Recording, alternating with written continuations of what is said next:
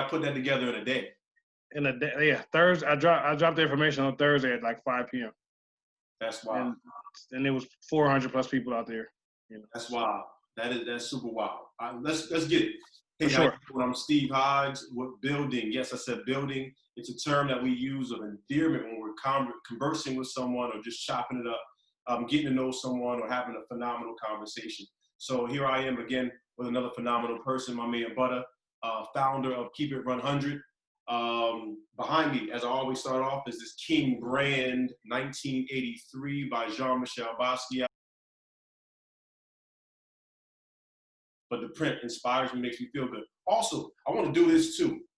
T-shirt that I got from one of my favorite shops on Fairfax, apartment 4B.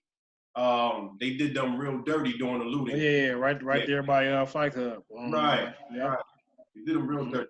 But here I am with my man Butta. You got your T-shirt on too, man. Plug that. Keep100, baby. That's the family. You know. Listen, Butta, I gotta tell the story before we do it. You and I laugh all the time. All right? So we're in 24-hour fitness. You and I both, pretty much keep a low profile. We speak to people. We show some love, but we usually locked in with our music. Just get it in so we can go. And I noticed that your workout routine kind of changed. Everybody has the same routine. It changed, but yours changed all of a sudden. And I started to see your body start to trim down a little bit. And I was like, yo, something's going on with dude. And, so we finally met. We set it up. It was all love. And not even 24 hours later, I think you and I, we were at the Domino's. Whatever pizza joint that is right there, yeah. We're down there on La Brea, and we're listening to this older gentleman go in.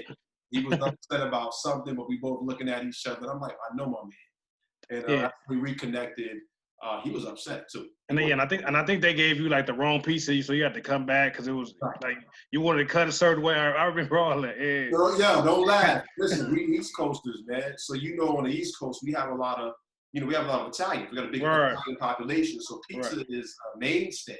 Right. So we like ours box cut. Yeah. And if you're gonna ask for special instructions, follow the special instructions. I feel that. You know what you want. You real particular. You know what you want. Right.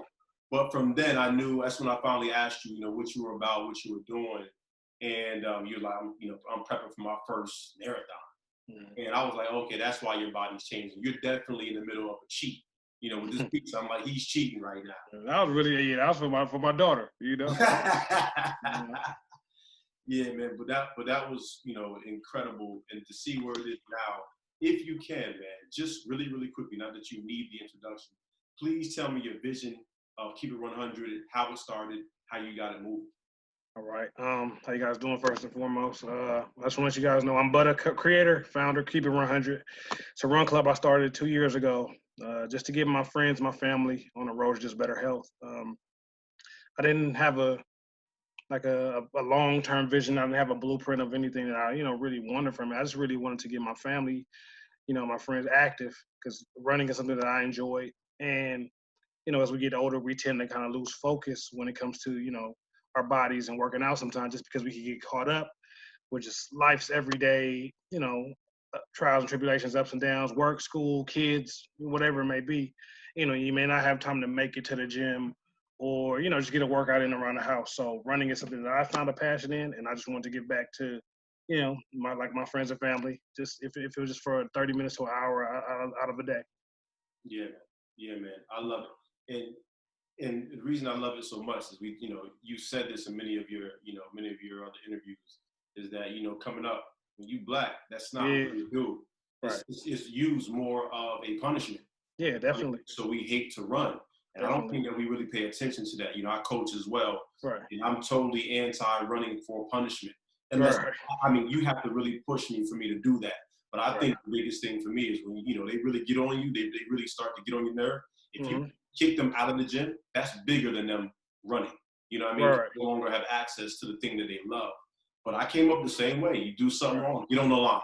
Right. And now, I guess like we mentioned, growing up, running is punishment. But like now you have to run, stay active, work out just to stay alive, to help you continue on with your days, because people suffer from so many just different illnesses throughout, their adulthood, cardiovascular, situations and things like that. So it's getting up, getting that heart pumping is just good for you as an adult, as an older adult. Yeah, man. Yeah, man. I love it. And I'm flashing forward because I'm so excited about it. I'm telling you, I was this close to hitting you. I probably thought about it around last Sunday.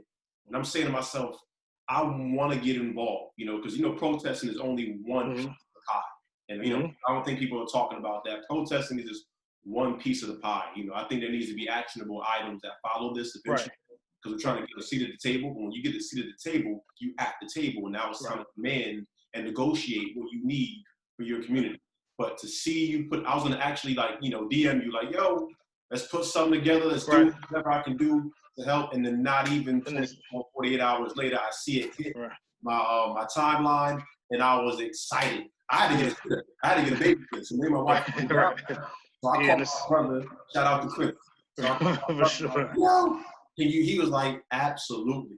So, we got in there, we registered, and I was excited. Matter of fact, I had a hard time sleeping because I was so excited. And then to get up, Butta, and get up the hilltop, Black owned, which I love. To get up there and see all of those beautiful people. Man, it was amazing. Out, organized, and you can feel it. People don't talk about this, but energy. The energy was amazing. You can feel it. And I was like, it's going to be good. It's going to be real, real good. And just the energy, you got there around 10, you were there about 10, 26, 27. And we went in there, and just you see the people and the conversation, and everybody had their mask on, all Black on, responsible. And it was just amazing. No issues. None of that. It was love. Yeah. No, to go over what you're saying about, like, when you spoke on protesting, that's a way to, to demonstrate and, show, to be a part of what's going on. But like, that's not everybody's way. I said, like, I posted something on Instagram this morning about, like, just using your voice, whatever your voice may be. My voice is running. So I created a run situation to, help what's going on, or, give people an outlet in these times for what's going on. You could use basketball, Some people, I tell you, if you draw, you use your art or whatever it may be. Use what works for you. You don't have to let people put pressure on you to go out there and protest just because that's what they're doing. Like, it may not be for you. So, and not just that, not just that. This is one of my platforms now that I'm trying to build.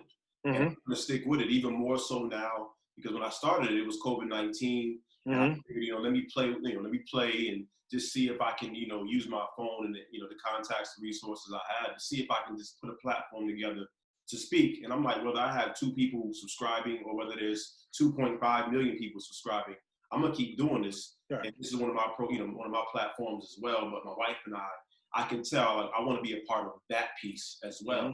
And then when I see that come across on the screen, once again, you have no idea how excited I was. And not just that, it made me uncomfortable. You and I talked about this. Right.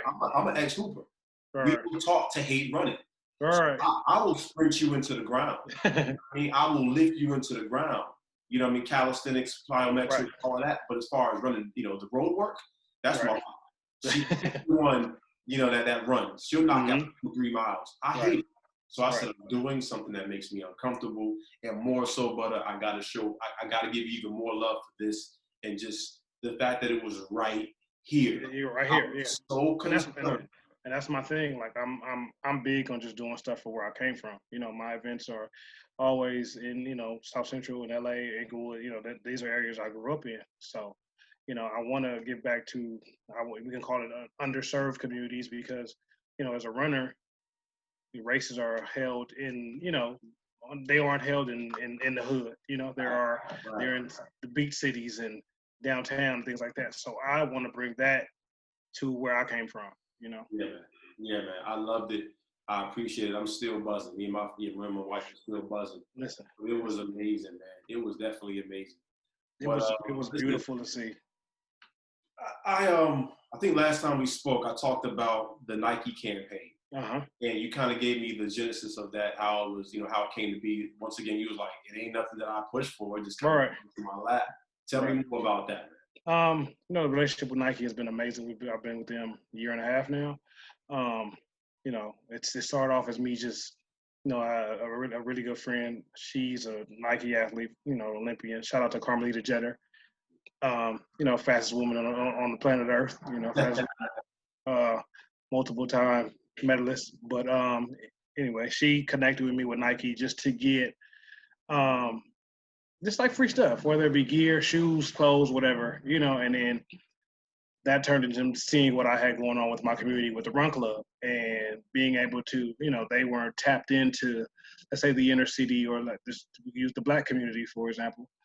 And, I can say I was probably their way in, I had 50 to 100 people coming out to run with me multiple times a week, so, we've built.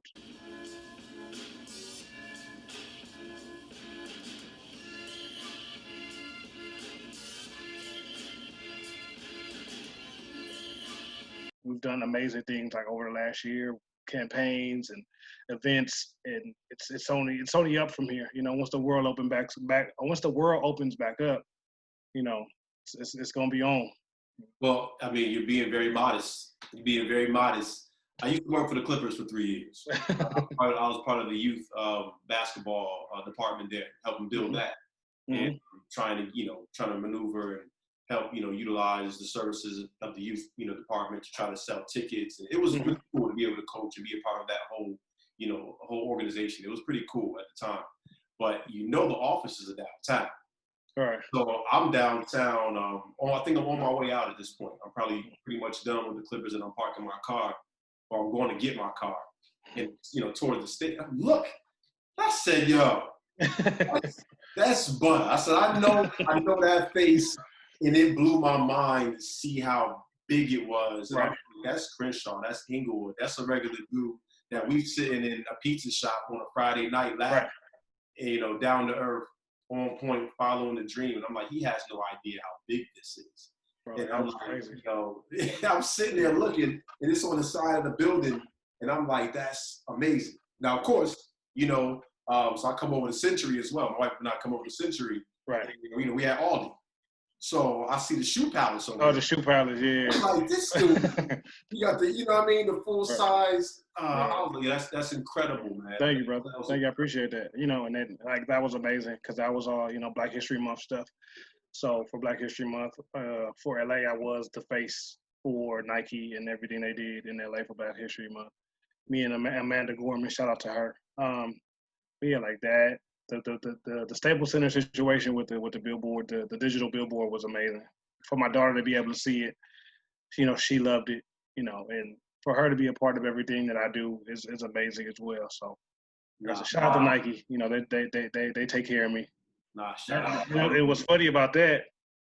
A package came in the mail today, and it was from Nike, and I wasn't expecting anything. And I felt like a kid at Christmas just because they haven't been sending me things just because of the COVID situation. Yeah. But they actually send me a bunch of stuff for my daughter, which is they take care of her as well. So, shout out to those good people over there. That's really, really cool. That's really, really cool. Speaking of, the campaign and, doing different events, I believe you did something. I'm not really sure what it was, whether it was a celebration or whether it was a get together at the new coffee spot right over here. Oh, Sip and Sonder. Yeah, Sip and Sonder. That's the one Inglewood on Market Street. Okay, is that the one at Issa Rae?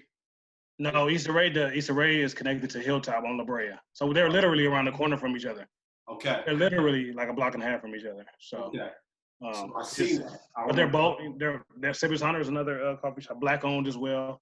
Shout out to those ladies over there, owned by women. Shout out to those queens. We have an amazing, partnership. We do our runs from there Thursday nights at 7 p.m. That's beautiful.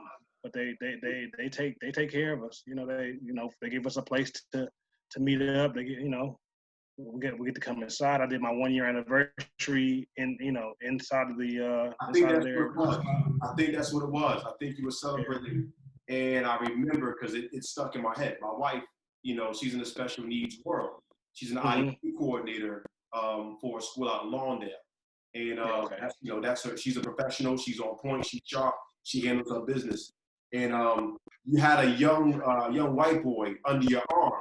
Max. And I seen him somewhere else. He popped up somewhere else. I said, yo, tell me the story about. You said Max. Yeah. Max is a special needs child. He's not even a child. He's a grown man. But Max is amazing. Max is 19 years old, 19, 20. Okay. He actually just called me like 3 days ago. But we met. I started my run club in Manhattan Beach, running along the Strand at the beach. So Max is very, we could say he's small in stature. Probably about 4 feet. So he looks like a younger kid.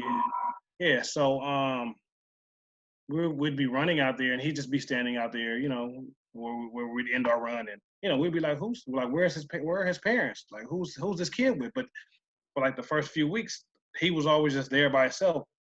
Come to find out, he literally lives right around the corner from where he would be at. So his parents would just let him walk down to the beach.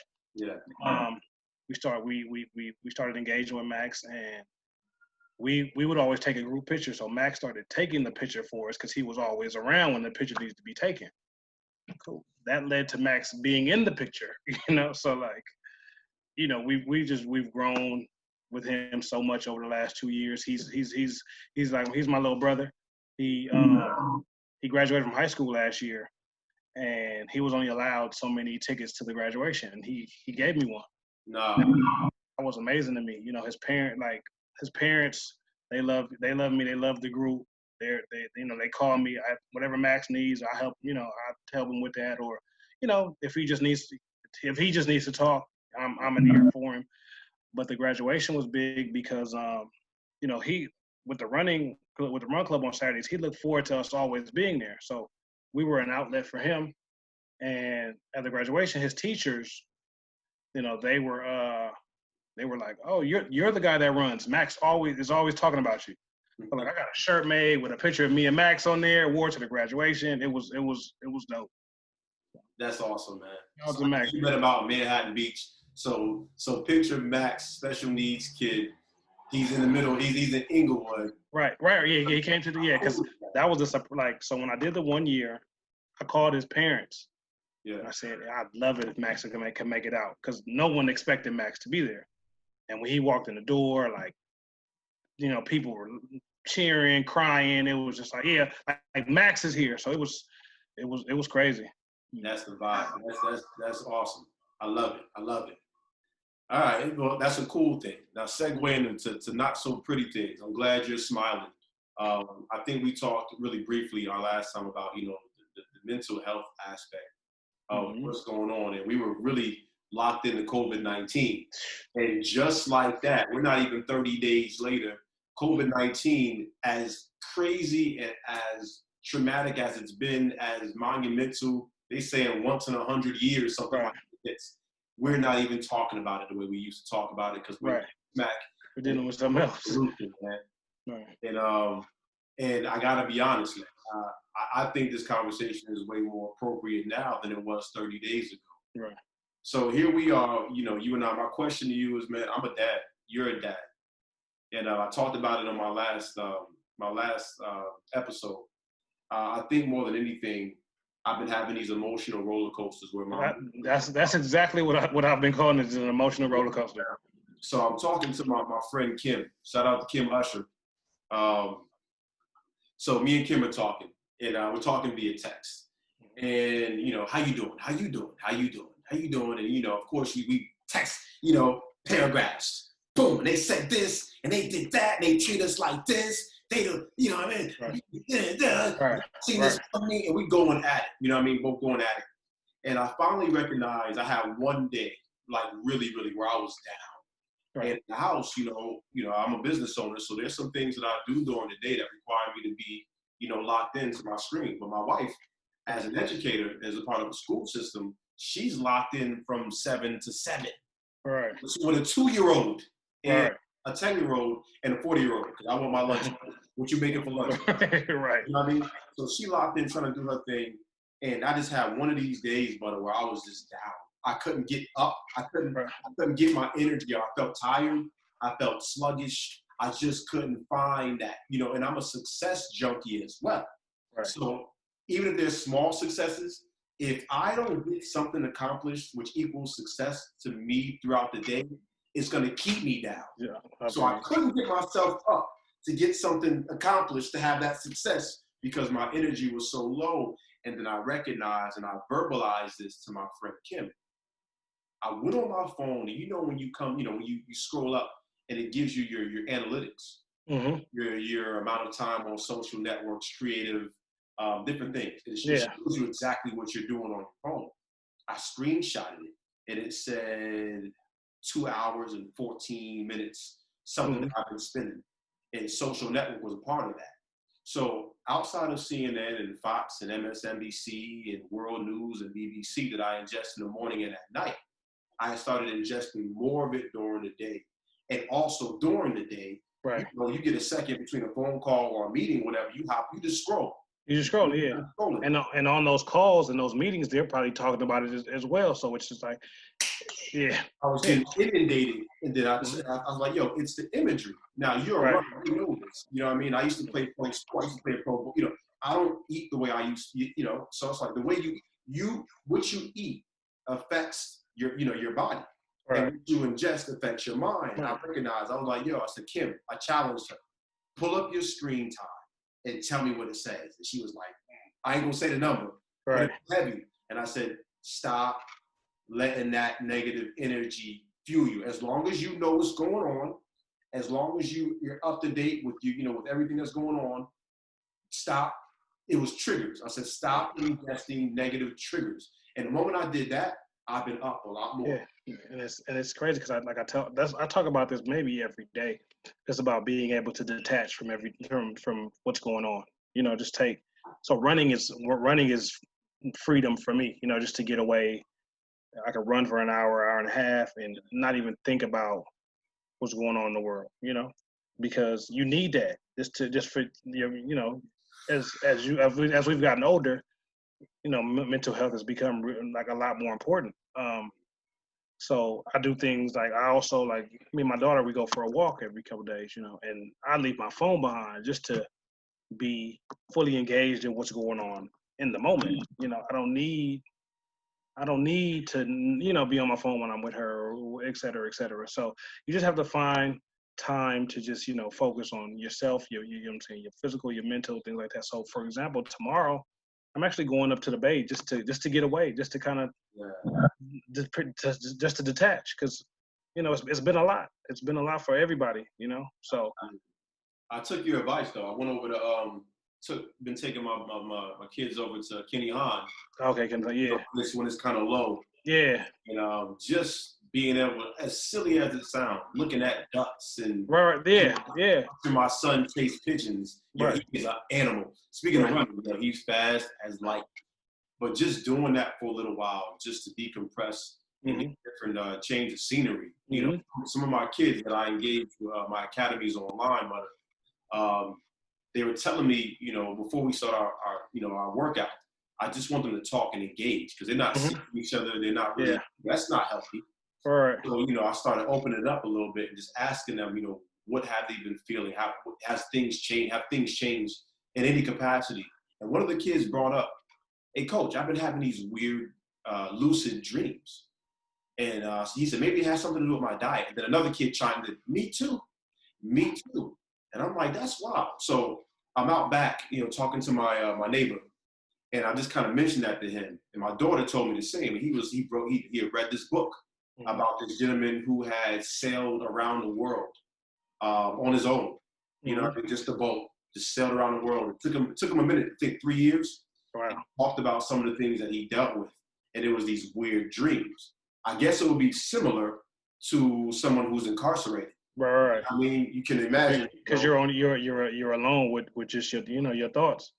Yeah, man. So it's affecting the kids now. Right. Interesting. So that imagery that we give them, taking them out, just going for a drive, you don't have to be super consumed and like buying stuff. Just in a car and drive.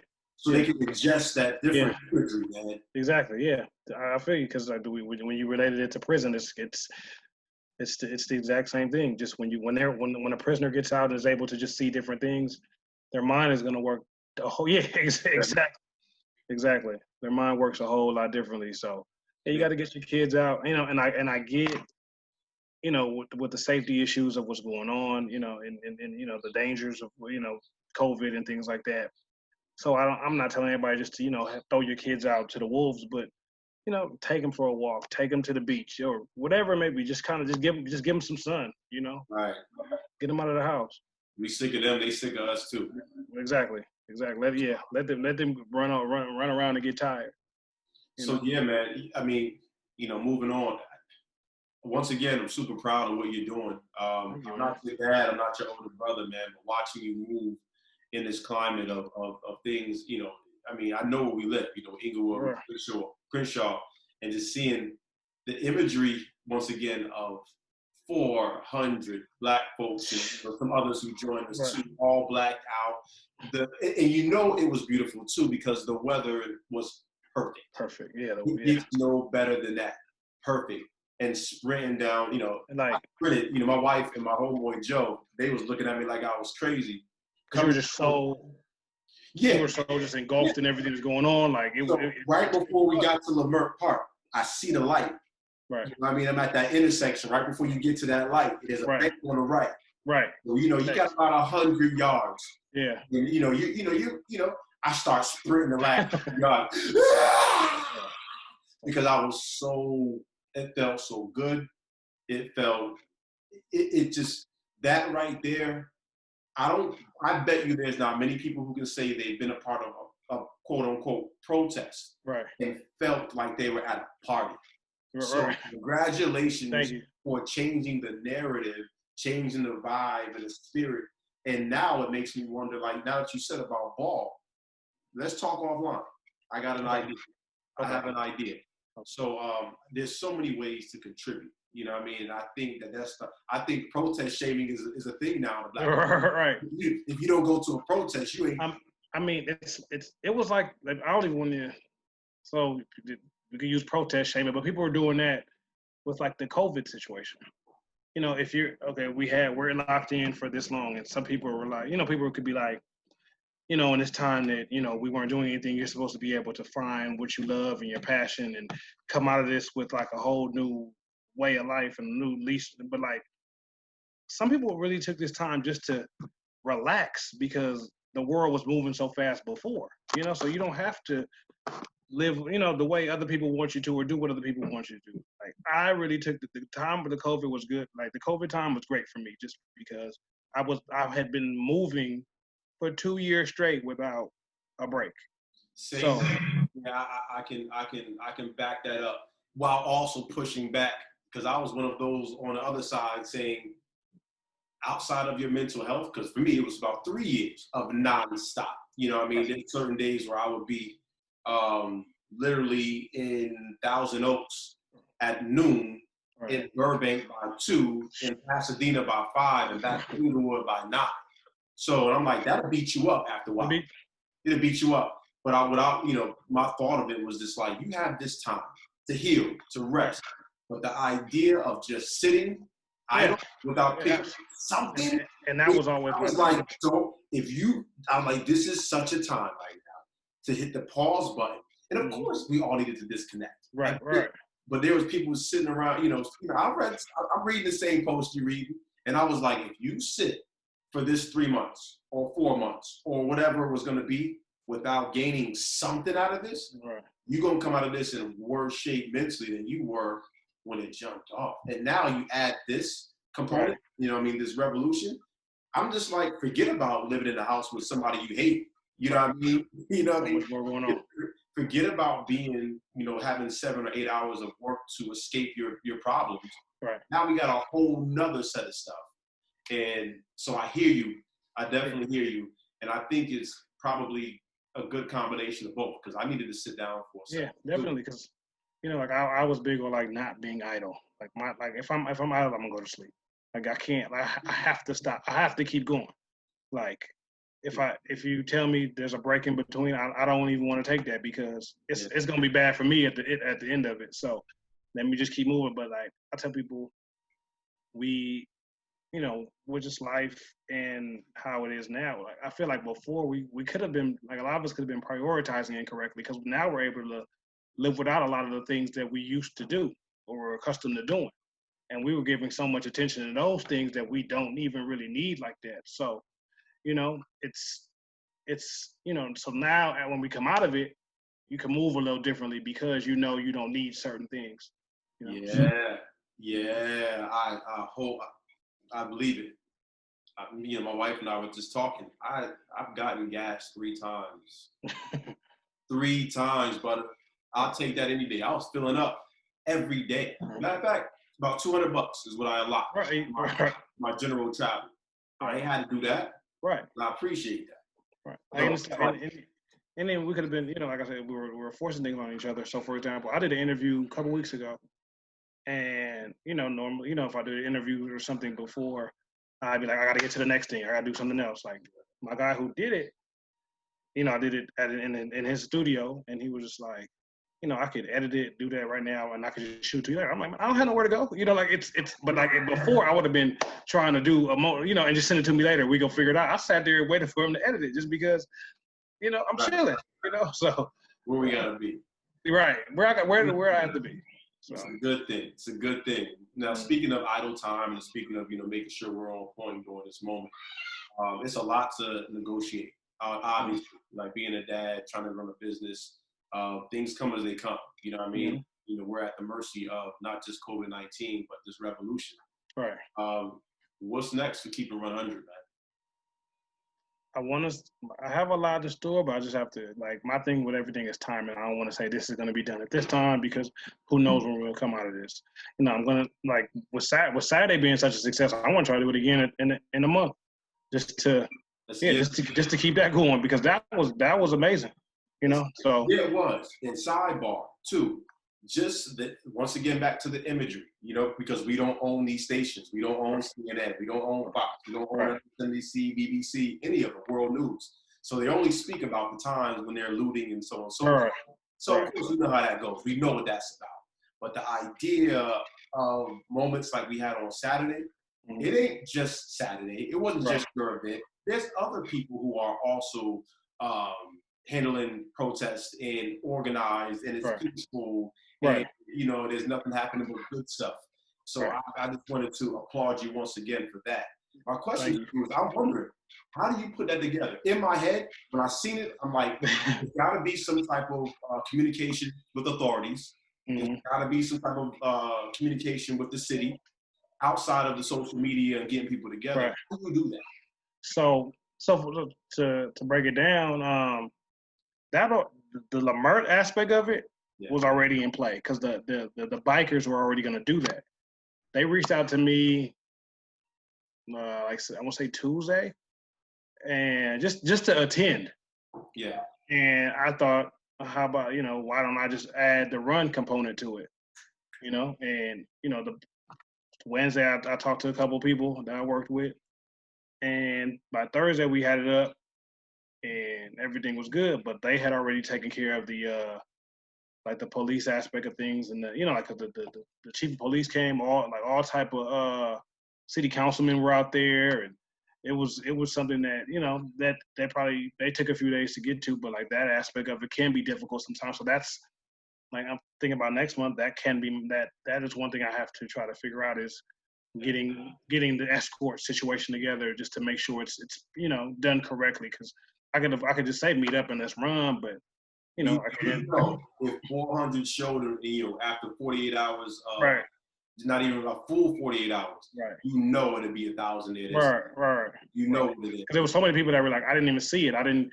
That was all. I made one Instagram post. I didn't send out a text. I didn't put it on Twitter.